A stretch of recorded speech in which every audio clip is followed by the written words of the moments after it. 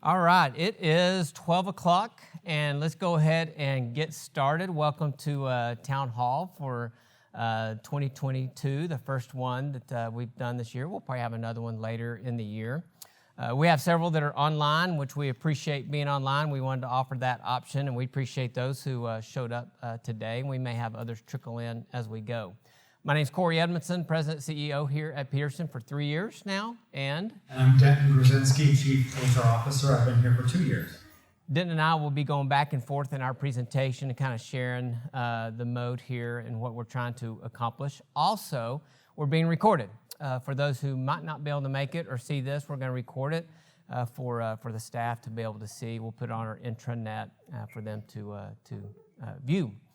And for those people who are online, if you wouldn't mind, go ahead and mute yourself so that we don't hear background noise. We'll have questions and answers after the session for you to, we'll have time to do that. So we'll do it through chat for those who are online. All right, so let's get started.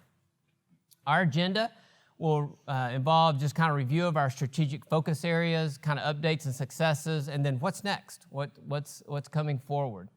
I always like to make sure that we reinforce our mission, vision, and values as an organization. Those are obviously critical to us, which you guys know, our vision and our mission of exceptional, compassionate, patient-centered care, and of course, our values using the word calling. All of those, the mission, vision, values, are center core of who we are, and we have our strategic focus areas. So here's where I'll dive into a little bit of what we've achieved through all these. Everything that we do as an organization really hovers around these initiatives or around these focus areas. And these areas that are underneath here, and I'm sorry I've got this up here where you can't see, those are our objectives. These are how we're kind of working through what our overall objectives are. This is how we align ourselves as an organization. So as we get started, I want to address, back in October, our board and leaders and others met off-site for a strategic planning retreat. And we asked ourselves, are these strategic focus areas still relevant? And the answer was yes, but there is other important things that our board thought was valuable for us to look at, some other objectives over the next 3 years or so. One is access. We got to make sure that as an organization that we create access points and eliminate barriers to entry into what we do as an organization. And it doesn't matter what department you're in or whatever, if there are barriers to entry, let's get rid of those. Let's create a frictionless system. So we created an access task force that's looking to improve all of those efficiencies. The other is workforce management. We can't grow, we can't be successful without a workforce. And there's a lot that goes into this, and we're just touching on some of it, but it's obviously recruitment and retention. But even you as a leader, you have an opportunity for people to feel valued, or you need to feel valued yourself. As an organization, we know that for people to retain people, they need to feel valued in what they're doing. They need to have a sense of that. Or they feel like they're giving value to the organization or to something. So this is critical to us as an organization. So there's a lot of training and things that go in to our staff and leaders and what they're trying to do and accomplish, and rounding on staff we should be doing. But workforce management is a key to our success. We have 4 of them. This is the third one, housing. It's not our wheelhouse. We don't do housing, we do healthcare. But in order to create a workforce, we've got to have housing. And that's critical to our success. So we're involved in that on a grassroots effort locally with the city, with the county, with developers and others to try to create that environment, try to create that need and get that urgency going. And I just got off a call with the Housing Forum, and there's some exciting things coming up in the city with some growth for housing. Now, that's not, obviously it's got to come out of the ground. It's going to take a while, but at least they're hearing us and things are happening. We as an organization are striking a deal with Schreiner University to lease a dormitory or apartment complexes that they have that aren't being used today and there are 12 what I'm calling doors or apartments that have 4 bedrooms in each apartment. And we're going to make those available to Peterson staff that it fits the mold of what we are using those for. So new recruits, it's temporary housing, it's not permanent housing. But in order to recruit people here, they just need a place to stay until they can find permanent housing. We're looking to solve that in an interim, but we also have a long-term strategy moving forward.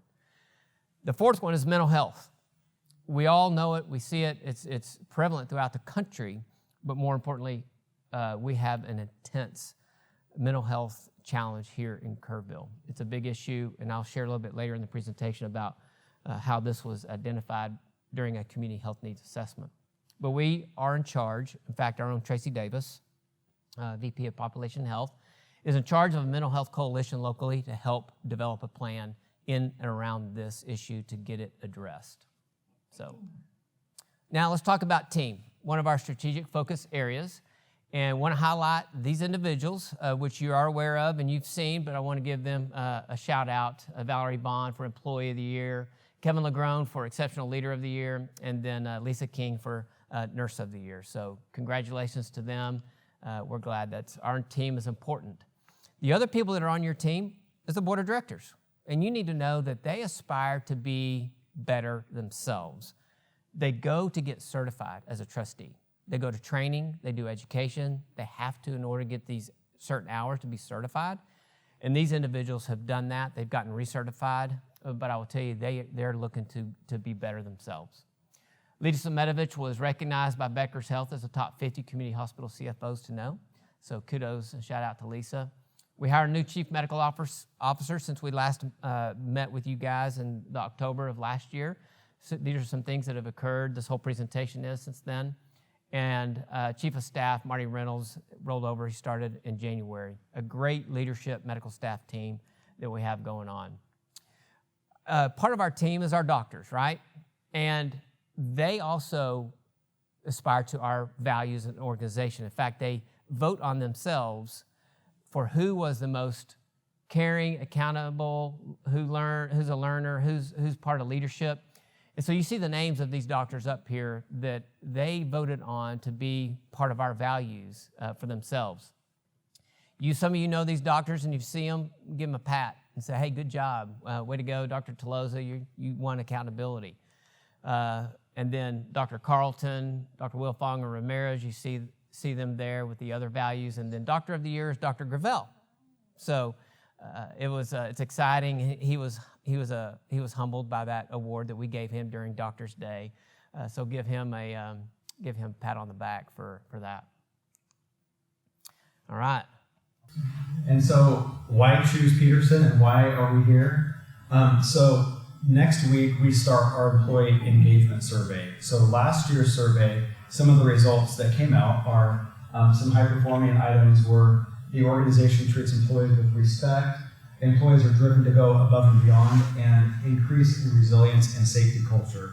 So some of the work that we've done in these areas, we have resilience sessions that we've been doing, decompression sessions, just a lot of different things going on with pit crews. We'll talk about that a little bit more later, but just to continue enhancing and improving upon our high themes. Areas that were listed from last year as areas to improve on were organization delivers and improves patient safety, and a lot of different work that's gone into this area. Upgrading RL, we're changing over to Pyxis for supplies, continued focus on just culture. I won't go through everything, but you can see quite a number of areas where we continued improvements in those areas. The second one was organization values employees from different backgrounds. So we are launching a new culture of respect work. And so what that is just to ensure, and actually on the next slide I kind of talk more about that. And it's really about, we are a very complex organization living in an ever-growing and increasingly more complex world. So we want to listen to and hear all the different diverse ideas that we have within our organization and really, through collaboration, capitalize on those efforts. And so Really, when you look at the core of who Peterson is, as a core culture of respect, and look at our calling values, especially caring, integrity, and nurturing, that's really the core of who we are anyway. And just really enhancing that into and utilize some of those items to help us, use some of that collaboration to the very best to help the organization innovate and grow and continue to be more relevant. So that's our Culture of Respect initiative we're embarking on. We also do shared governance and pit crews, or performance improvement teams. These are in every area where there's some sort of shared governance, engagement action planning, or pit crew that's doing work, and made up of your team. If it's a small department, it should have everyone on the team. If it's a larger department, kind of a cross-section of the team. And so that's the purpose of those pit crews, is to help with shared governance and engagement action planning. Then, as you're prepping that and getting that going, those pit crews, they've done a lot of work around truly improving their department and the things they're doing internally, as well as doing some community service items as well. But who can get involved in? Yeah, absolutely. A couple of examples. Everyone can be involved in pit crews, and so talk to your department about having a pit crew if you don't have one set up already. A couple of examples of some of the work that's been done. ICU, they've kind of taken celebrations or holidays on, and they the chalk that was on the sidewalk out behind the cafeteria, they embarked on that journey, as well as they had, for Memorial Day, they had some flags that were out in the back, a little memorial set up. The ED also does food drives and clothing drives around some of the holiday seasons. So anyone can be involved. It can do some sort of engagement action planning for your department based on the Press DNA engagement survey, or it can be something else to benefit the department or the hospital as a whole or the community, some sort of community work. A few options there of what you can do. So another reason why we choose Peterson, we got a couple of videos to share with you if you haven't seen these already, but we want to share with them. Peterson Health has an amazing culture that is just, it's special. Here at Peterson, we do feel like we're family, and we do want to take care of one another through a variety of things, through pain and through family challenges or whatever. We help each other out. We recently won an award for Best Places to Work. I think that's because of our culture and community here and just the environment that's been created here at Peterson. It's that connection that you just innately see as soon as you're here. That it's not a clique, it's not a club, you don't have to earn your way in.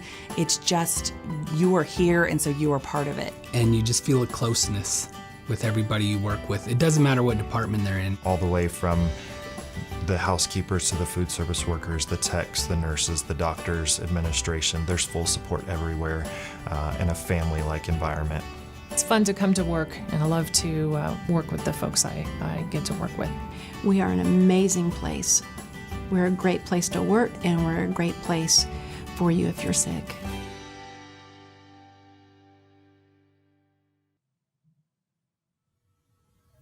Okay, we have one more video we'd like to show you in case you haven't seen these. We've had a number of travel nurses come to help us during the pandemic. Every one of them have commented on how friendly and how kind we are here. They love the teamwork, they love the camaraderie, and they love the ability to take care of the patients in the way they like to care for them. The team aspect is a very big thing here at Peterson. And so just the way all the units and different departments and staff works together, it's very, very amazing how they come together to work for the patient. When we have a team leaning on each other and encouraging each other, that's the kind of people we want here. If someone needs something, no matter if they're a nurse, a physician, a patient care tech, it gets done. It's just an amazing sight to watch, to see how well they work together. They work in tandem. It's very smooth. The flow is very good. It makes it worthwhile when everybody is helping out, and everybody does. I believe people enjoy working at Peterson because of the teamwork and because of the culture.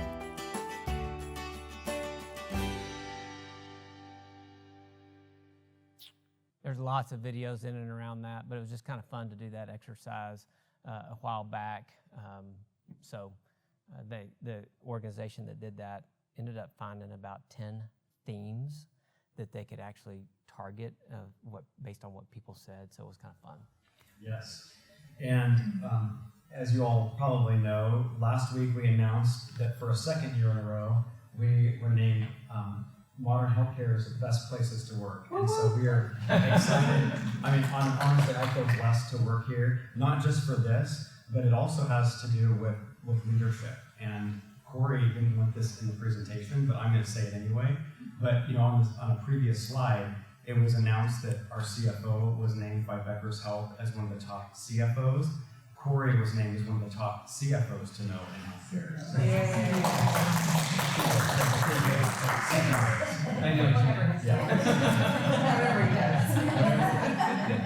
But for those who are not able to participate, here's a little picture we took right after the announcement of the best places to work.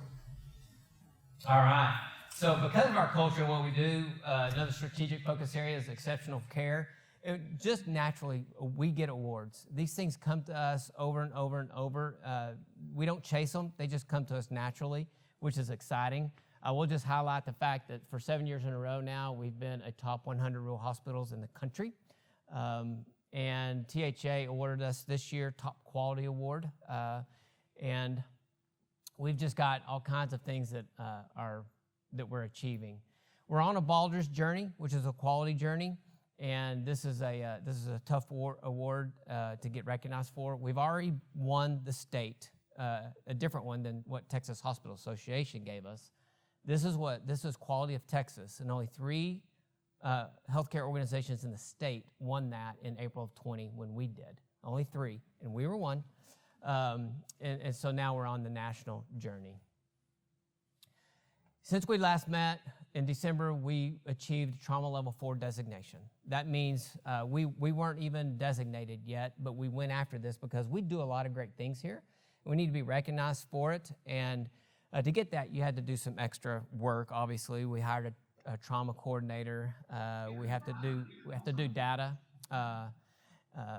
gathering and information, but we did achieve this, and the surveyor said, "Why aren't y'all level 3? Because y'all got all this stuff and you're doing so well, but it takes a lot to get to a level 3."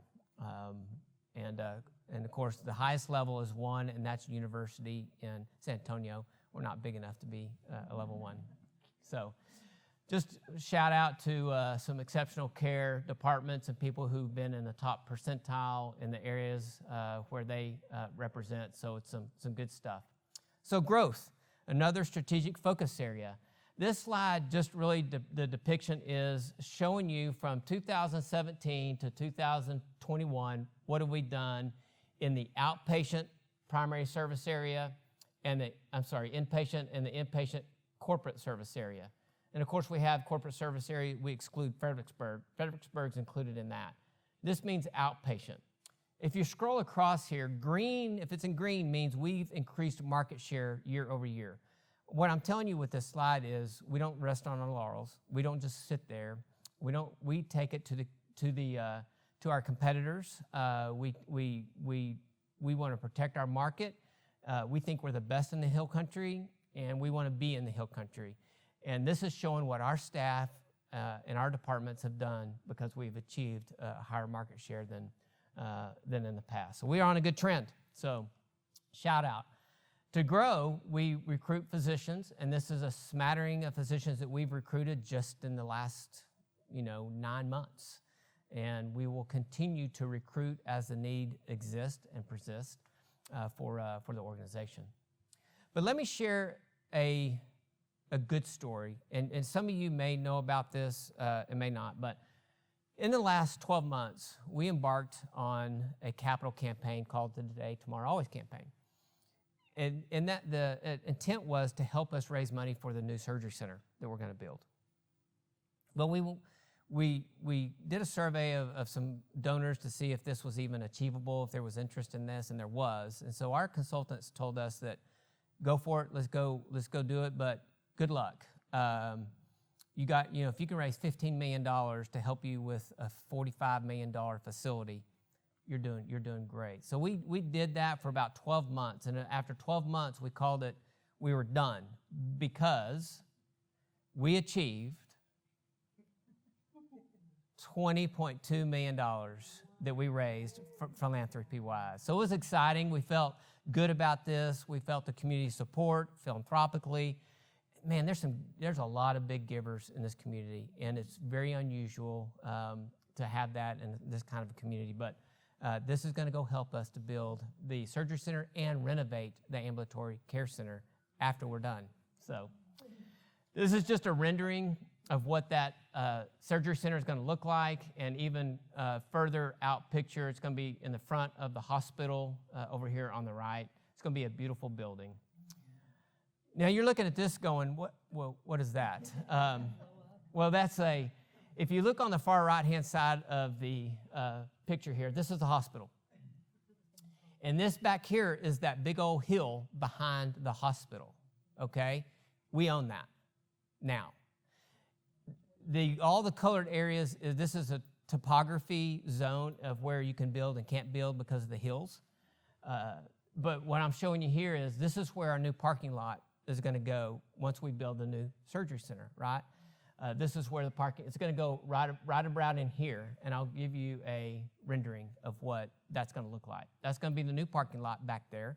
That's going to be our first thing to put on the 157 acres. Now, keep in mind, not all the 157 acres is developable because it has hills, but we are going to be building a new parking lot. So, up on that parking lot, if we want. Yeah, if we want to do garage back here, we could in the future, definitely. So the PV House Ambulatory Care Center will get a multi-million-dollar renovation in the future, and we're a regional player. And you know that we now have a primary care facility in Fredericksburg, and that's the actual picture. We've been showing renderings lately. We actually, are in there, and now we have the picture. And we've had a lot of good responses from that community of us being there. Our board approved several millions of dollars to build a wellness center. We're designing that now, but they know that we as an organization want to be healthy. We know, and they want to invest in our staff and our team.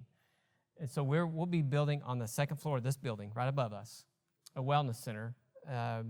Hopefully, we'll be designing that and breaking ground soon in that space. But it's going to be a great area. It's not just for employees, but we're going to have a sports medicine enhanced program. And I shared that with you because out here in that green area at the very top, it's going to be out on the rooftop. We're actually going to build, cantilevered out, an area where we'll have turf.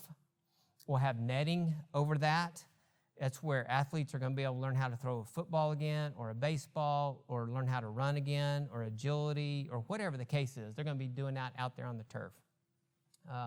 Out here on the other side, there's rooftop over this, but people who are working out and exercising there can go out there and cool off and grab water or a smoothie or whatever and drink. And this blue area here is a track.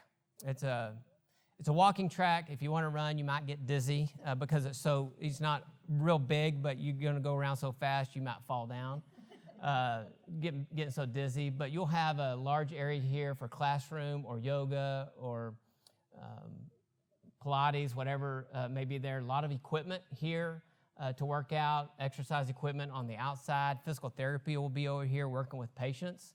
There's a massage area if you want to schedule a massage on your own dime, not on Peterson's dime, but we'll have that option to do. So this is going to be a great space for us in the future to invest in our staff. And that's just a rendering of what that might look like. The other growth area, we've expanded. Physical therapy is a huge area. We're busting at the seams at the Ambulatory Care Center. So now we have a space at Center for Fitness, and we're seeing patients over there in a room, in a separate building. And it's a good venture that we've got with Centers for Fitness. So let's talk about stewardship and sustainability for a minute. Want to give you just a snapshot of some things that the board has approved for the hospital, a replacement of MRI and CT of $3.4 million. And that's going to be over the next 6 months. We'll be replacing our equipment here. in the hospital, and you see other things there that we've got capital approval from. That's just a sample. Peterson Health, we're financially stable. Just letting you know, we're doing well, especially when you compare us to other hospitals across the nation that aren't doing so well. There's a lot of hospitals that are shuttering services. We are not.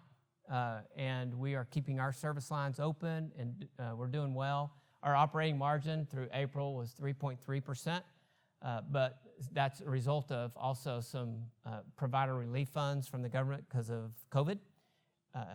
Without those funds, this is what our margin looks like. It's basically break even, but we're still doing well. Most hospitals are negative 7% operating margin, and so we feel blessed to be where we are. Everybody's responsible for helping us financially as an organization to stay where we are. Just want to highlight bad debt and charity really quick. We're on a run rate to match fiscal year 21. Bad debt is basically people who come here, get services, and choose not to pay us. Charity care is a program that we have for those who can't afford care, and if they qualify, we help them out financially to get services and care for our community. But if you split this dollar up between bad debt and charity, charity care makes up about $16 million of this that we help people out with. I highlight this because this is our total acute patient days and observation days every month. But for the year, we're averaging over 2,000, which well exceeds our budget and exceeds dramatically the past 2 years, even with COVID. We were exceeding because we had a lot of admissions with COVID. But even fiscal year 22, we're growing. Basically, I mean, all these slides are about we're growing and financially doing well. And so I'll let Denton take on the next few slides, talk about other areas of investment. Yes, and so, annually, we of course do merit adjustments. We also do market research to see if our positions are competitive based on the market. So December, this last year, we did a merit and market adjustment. And so most positions moved to different scales where someone had some sort of an adjustment. That actually impacted our bottom line by about $2.8 million annually, just to give you a little perspective of the investment that we put into our workforce. Also want to kind of talk just briefly about total compensation. When you think about your entire total rewards package, it's made up of your base compensation as well as benefits. And so really additional to your base wage is about 30% of additional benefits that we pay. And actually that cost is, we pay about 80% of the cost of what the cost is what is paid by Peterson Health. So for example, someone at the $20 an hour wage, their total compensation is actually more like $54,000 when you factor in their base wage and their benefits. Additionally, those that are on our PPO benefit plan, they can take advantage of our employee discount. Some good things that we're doing there for our employees. Yeah. A healthy community is another strategic focus area, and I don't want to talk about COVID, but it's just part of what we've been dealing with. And this is just a small little area or statements about since March of 2020 of things that we've done. We've spent $13 million outside of what we'd normally spend just because we were in the middle of COVID. That's actual dollars that we've spent that we didn't have to spend if it wasn't for COVID, but we have weathered that storm. You can see some other areas here. We did work with the state to get state or staffing in here to help us out during the surge. That didn't just come to us automatically. We had to actually go and ask and achieve and fill out paperwork and justify the things that we did.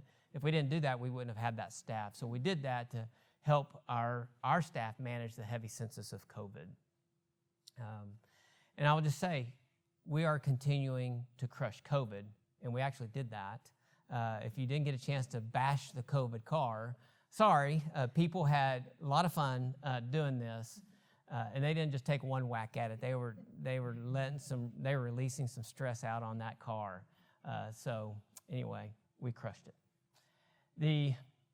To let you guys know from a healthy community standpoint as well, we coordinated a way for people in our community to come together and do a needs assessment, a health needs assessment. We do that every 3 years.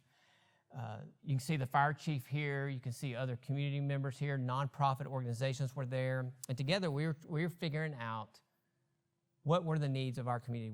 We did this in 2019. We identified those areas. We made some strides and improvements in that area. But we asked the group, what are our current issues? What are our needs? Mental health rose to the top. As you can imagine, even in our own staff here at Peterson, we have mental health. And the struggle with that, it's a real deal. You see the other areas that are of importance that we're going to be engaged with. This isn't Peterson's problem. It is directly and indirectly, but it's a community problem. And we want to engage the community in trying to find solutions. So. Yeah, relating to well-being, as you all know, we have a Virgin Pulse app where you can track, your activities and build your points. There is some dollars associated with that, but it's not just about the dollars.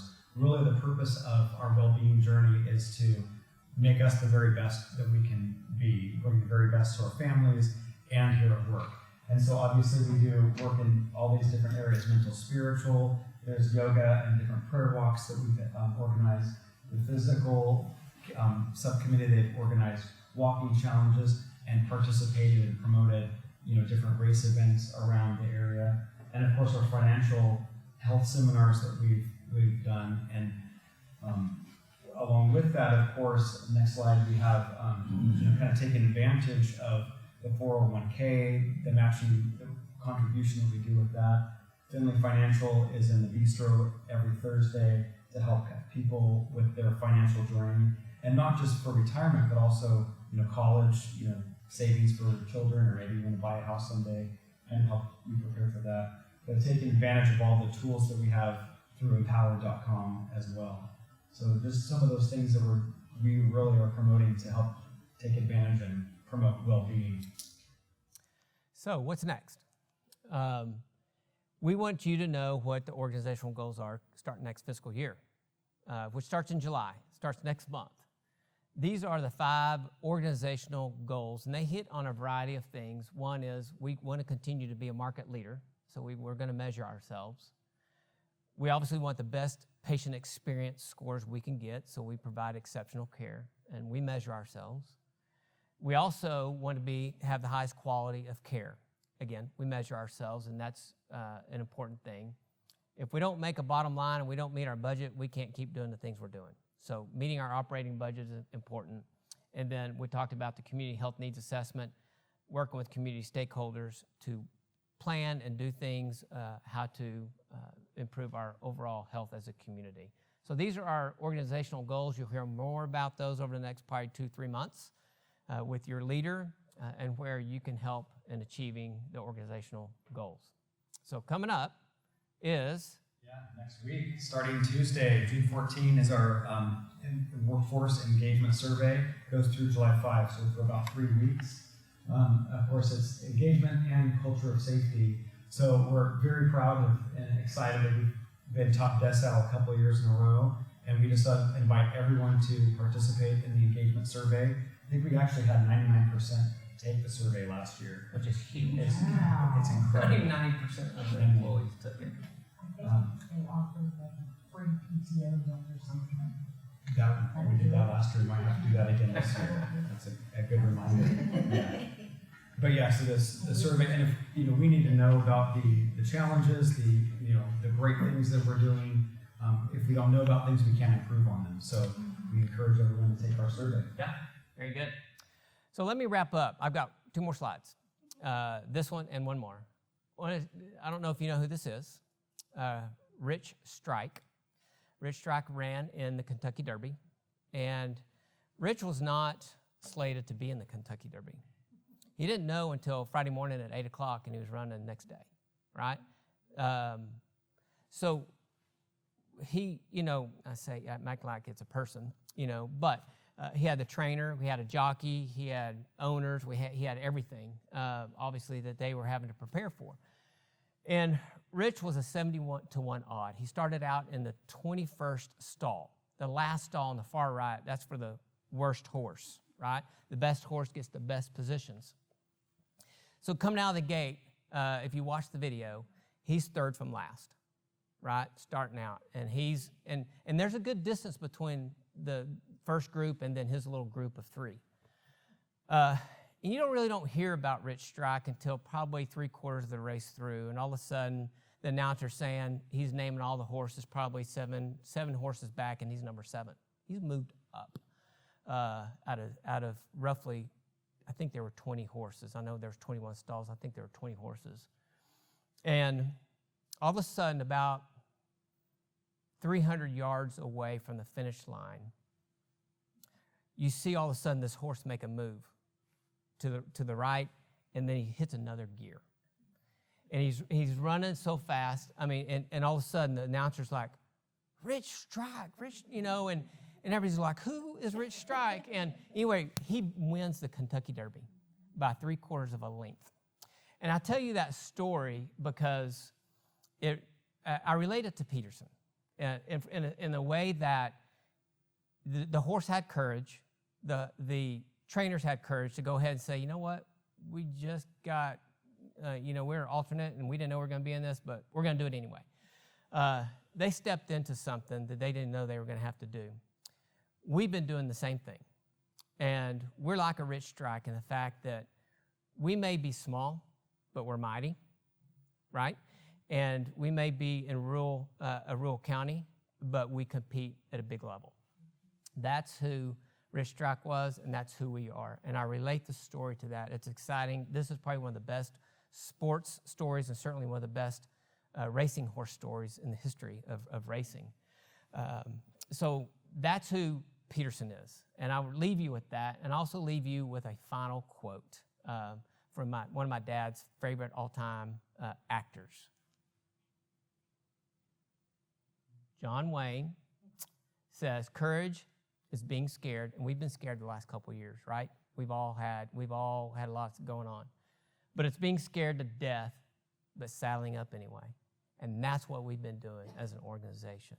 So hats off to you guys. What I just went through was phenomenal stuff that you've done as an organization. You should be proud of yourself for all of these things that you've achieved. And we're saddling up and we're getting after it. So kudos to you guys and congratulations. So I will end with any questions that anybody has online or that anybody has in the audience. Yes, ma'am. Those new MRIs and CAT scans, are all of those going to be a large bore at the hospital and at the ACC? They're larger than they are today. It's not an open bore, okay? It's not open, but it is a larger board that will fit a heavier set of folks in there, bigger girths than we have today. And the tables will take on a heavier patient as well. I think up to 750 pounds. The larger one we have is at ACC, and if there was an increase, should I have to go to the ACC to get one done? Yeah. In the next 6 months, we'll have hopefully those installed. Yeah. What other questions? Yes, ma'am. We're in the top 100 of the rural hospitals. How many rural hospitals are there? In the nation? Yeah. Who would be included in the pool? Yeah. There are almost 2,000. Yep, 2,000 rural hospitals. There are roughly 5,000 hospitals in the nation. Okay. So, and there's a lot of rural hospitals shutting down. They can't stay afloat. Most of them have 3 days cash on hand. We have much more than that. So, yeah. What other questions? I'm going to ask about the wellness center because this is where I live over here. So the part that's going to go out and over with the gravy pool turf and everything on it, does that mean we're going to be fighting for covered parking underneath that? Well, we actually have, this building is larger than the bottom floor is larger than the second floor. Okay. And so we actually already have roof structure out there. We're just going to build, and I thank you for clarifying that. We're going to build off the rooftop of what already exists for that turf. So you're thinking shade, covered parking. I will pay $1,000 for that. Hey, that might be a good money maker. That's right. What other questions do you have? Is there a projected date for when construction will start? For the surgery center is going to be roughly August, September timeframe. The parking lot is going to be probably July. Is when we'll start the parking lot. So we won't be parking.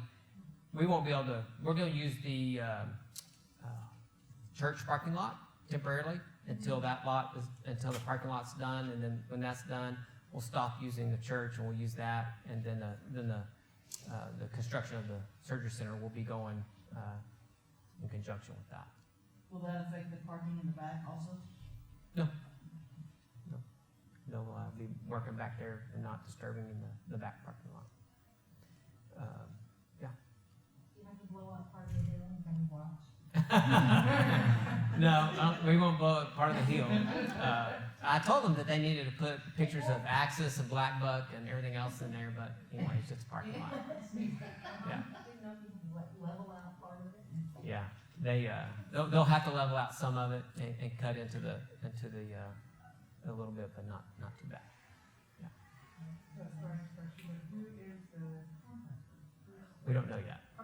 We've got two that are bidding it on it right now, and they're both trying to give the best price, and we're letting them. Yeah. What else? Okay, the last thing we're doing is drawing for prizes.